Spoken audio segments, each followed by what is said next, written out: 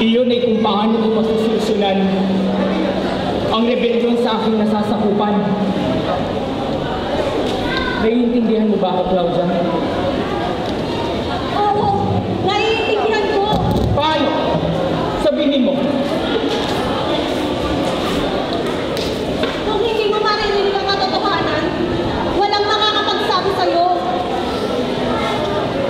Gusto mo bang marinig ang katotohanan para sa akin, Claudia? Na pinipilit kong tapusin ang rebelyon sa aking nasasakupan sa loob ng 11 taon. Pag hindi ito ang hatulan ng taong iyon,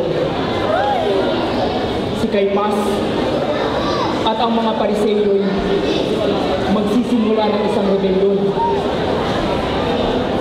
At kapag sa'y akin namang hinatulan,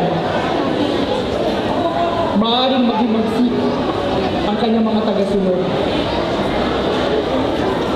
Ano man ang aking piliin, Claudia, tiyak na budaan ang dugo.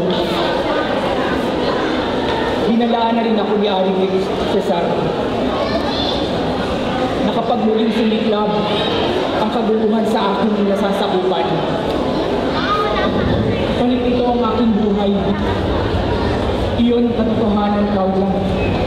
Iyon ang katotohanan.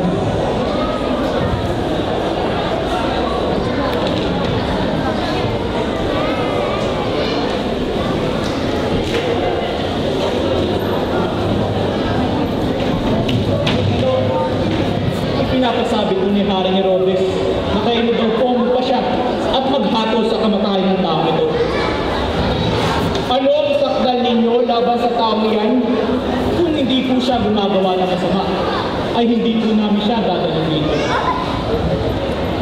Dali niyo sa tatulan ayon sa inyong kahatulan.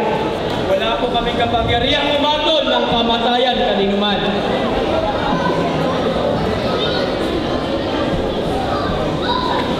Ang mga kababayan mo at ang mga punong saserdote ang nagdala sa iyo dito. Ano ba ang ginawa mo? Ang kaharian ko ay di ang sanlibutan ito. Kung ang sanlibutan ito ang aking kaharian, ipagtatanggol ako ng aking mga tauhan at hindi nila ako hayang ipagkanunos sa mga Hudyo. Subalit, ang kaharian ko ay hindi sanlibutan ito. Kung gayon, isa kang hari?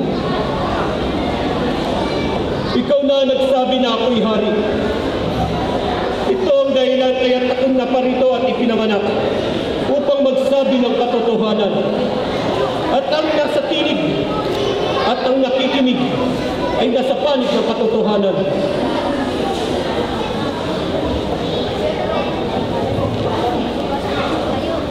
Wala akong makitang kasalanan laban sa taong ito.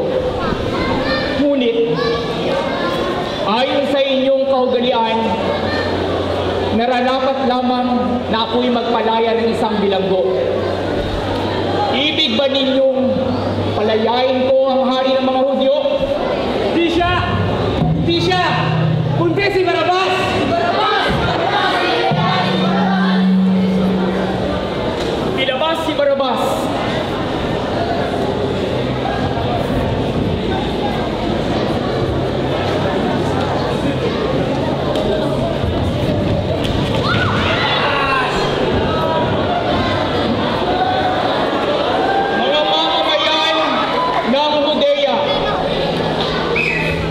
Isinakdal ninyo sa akin ang taong ito sa kasalanang panununso sa mga tao. Ngayon, sinisiyasat ko siya sa harapan ninyo at napatunayan kong walang katotohanan ang mga paratang ninyo laban sa kanya. Gayon din si Herodes.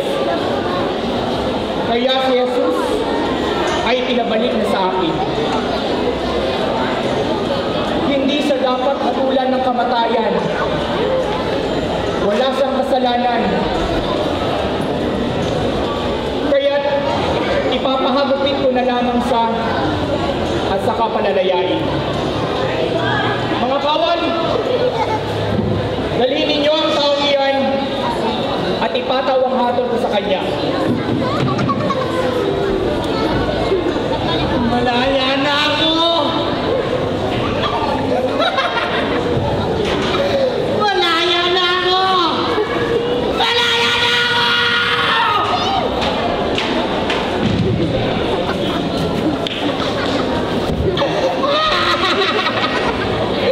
Sa wakas! Malaya na ako! Nagbunga din! Ang lahat!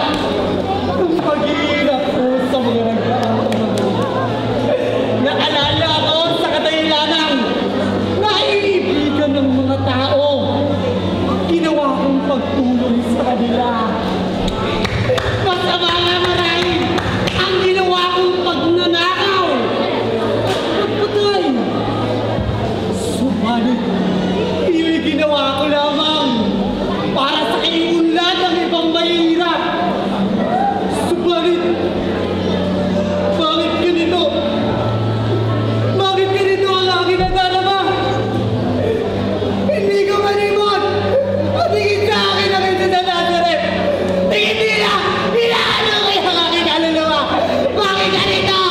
Bakit? May lamang ako na galinangan sa aking sarili.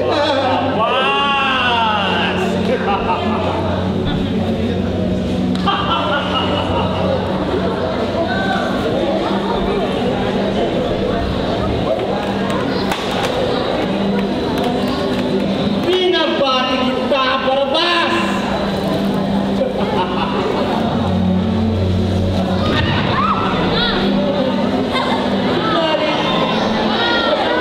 Ka sa aking mga plano! Kaya ikaw ay malaya!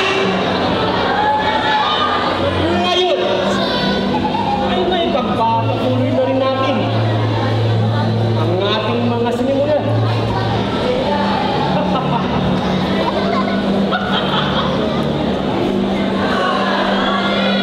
Hindi na lamang at may mga nakakataas akong kaibigan.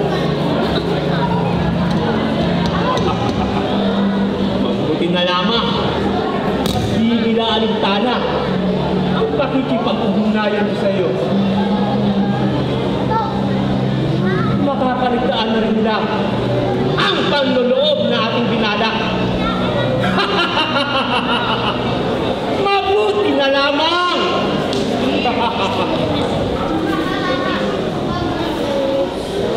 May Jesus ng Nazaret na siyang mapagbibintangan sa mga kasalanan. Tayo naman talaga